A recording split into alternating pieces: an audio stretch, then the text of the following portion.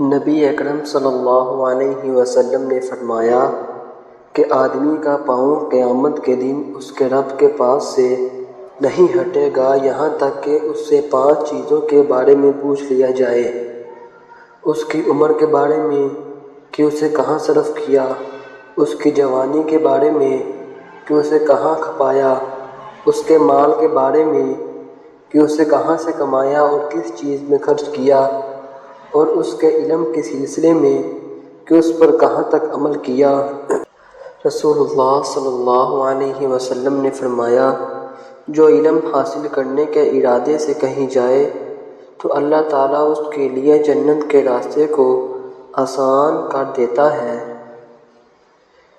رسول اللہ صلی اللہ علیہ وسلم نے فرمایا، مومن کے مومن پر 6 حقوق ہیں۔ جب بیمار ہو تو اس کی بیمار پرسی کرے، جب مرے تو اس کے جنازے میں شریک ہو، جب دعوت کرے تو قبول کرے، جب ملے تو اس سے سلام کرے، جب اسے چھینک آئے تو اس کی چھینک کا جواب دے، اس کے سامنے موجود رہے یا نہ رہے اس کا خیر خواہ ہو۔ رسول اللہ صلی اللہ علیہ وسلم نے فرمایا، منافق میں 2 خصلتیں جمع نہیں ہو سکتی، حسن اخلاق اور دین کی سمجھ۔